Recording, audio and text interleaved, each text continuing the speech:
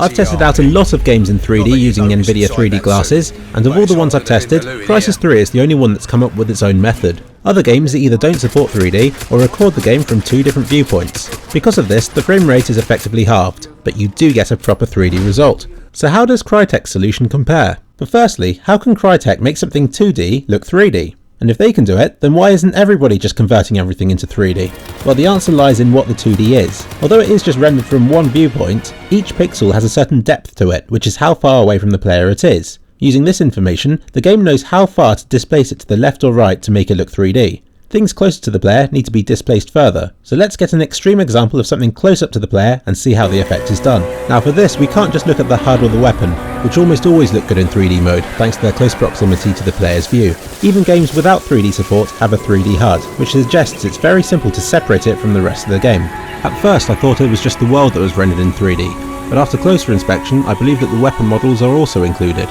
This means that the game doesn't render anything in proper 3D, apart from the HUD, but it's not as if that counts. Anyway, here you see something very close to the screen.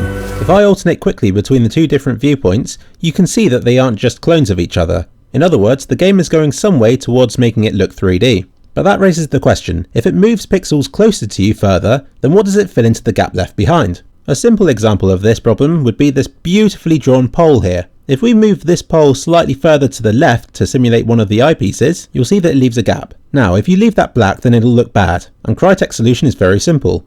It simply gets nearby pixels and copies those colours. This creates a shimmering effect, and it's probably the reason that Crysis 3 doesn't have a perfect Nvidia 3D Vision rating. If you look in the description of this video, you'll find a link to a video of Crysis in 3D, so you can see the effect for yourself. However, I'd like to note that it doesn't look quite as good as it does in game. I'm guessing that this is because 3D on YouTube is hampered, either by coloured glasses or by going cross-eyed, which means you can only have a half-screen view. In game, you're not distracted by all these imperfections. You have a full screen, full HD experience, and it's a lot better.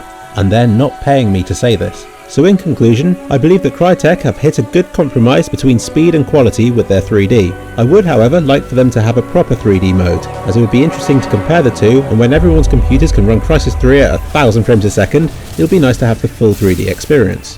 However, for now, the fake 3D is great, and I do recommend it to anybody who wants to play through Crysis 3. Thank you for listening.